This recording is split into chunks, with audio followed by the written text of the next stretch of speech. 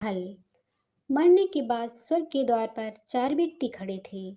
इन चार व्यक्तियों में पहला राजा था, दूसरा एक बिजनेसमैन था, तीसरा पंडित था और चौथा एक आम आदमी मजदूर था।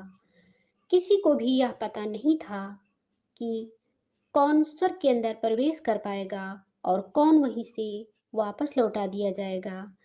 सब स्वर्ग का दरवाजा खुलने की राह देख रहे थे और आपस में बातें कर रहे थे। जैसा कि राजा को मरने से पहले से ही आदत थी, उसने अपनी बात सबसे पहले बताई।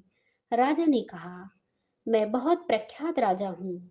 मैंने धरती पर अपना बहुत नाम कमाया है, इसीलिए पूरी संभावना है कि मैं ही स्वर्ग जाऊंगा।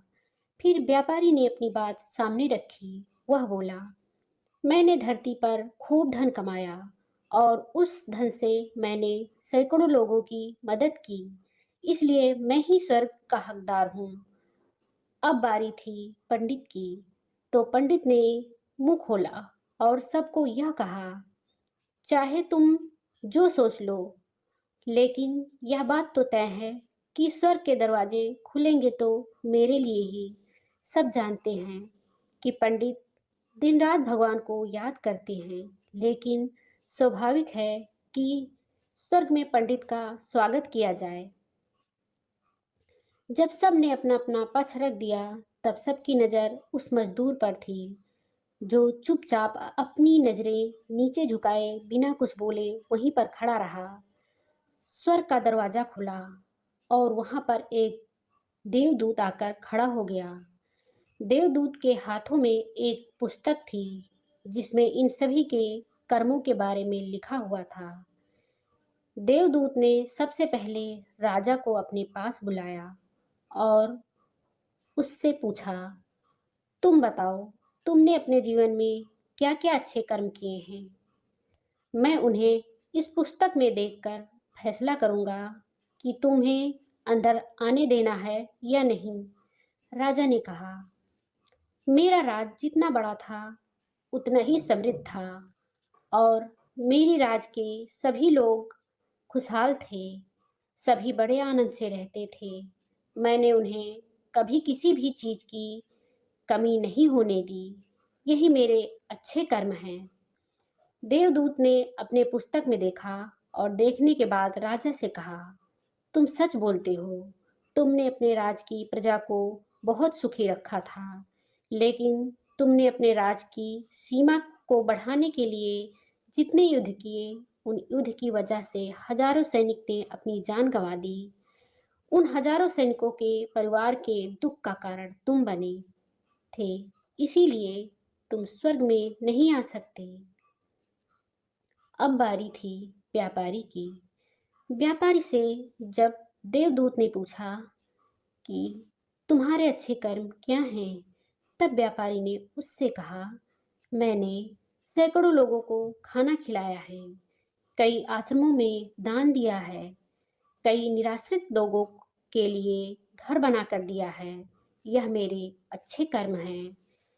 देवदूत ने फिर से अपनी पुस्तक में ध्यान से देखा और देखने के बाद व्यापारी से कहा, तुम्हारा कहना भी ठीक है कि तुमने बहुत दान धर्म किया है, लेकिन यह दान धर्म तुमने जिन पैसों से किया है, उन पैसों को कमाने के लिए तुमने न जाने कितने झूठ बोले हैं, कितनी हेरा फेरियां की हैं और कितनी मिलावटें की हैं, इसलिए तुम भी स्वर्ग में नहीं आ सकते।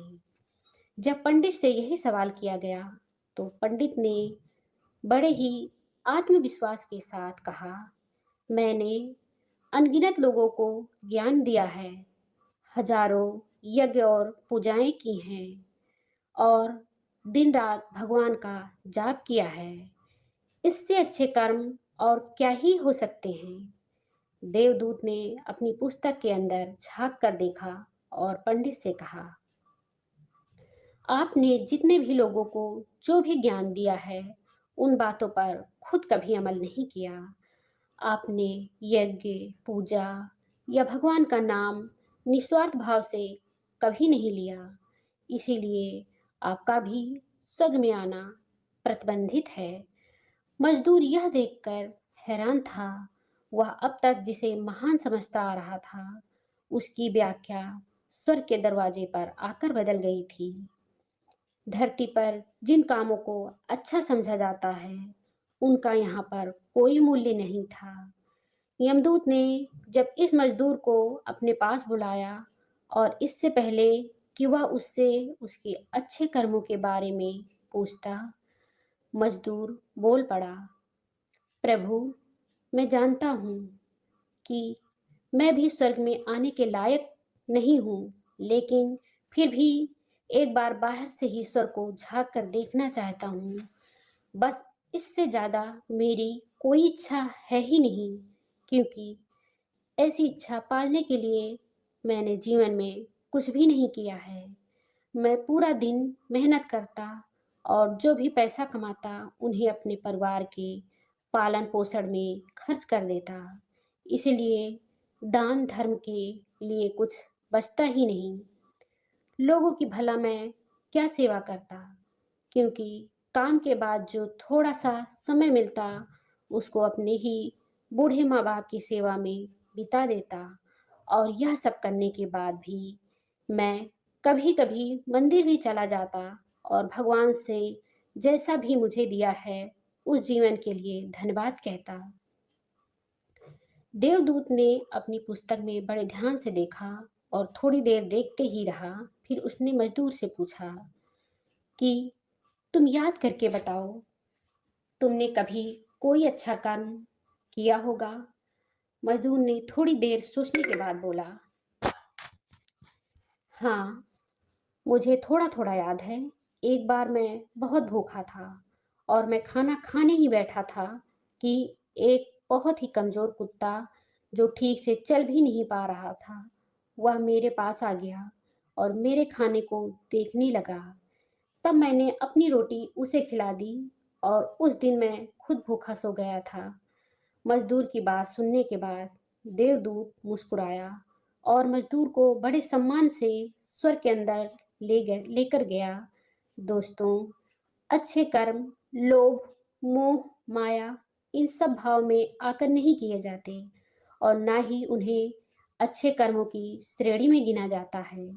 निस्वार्थ भाव से किया गया एक ही अच्छा कर्म भी आपके जीवन के सारे पाप धोने की शक्ति रखता है। इसीलिए जब भी मौका मिले, निस्वार्थ भाव से और अच्छे मन से अच्छे कर्म किया करें।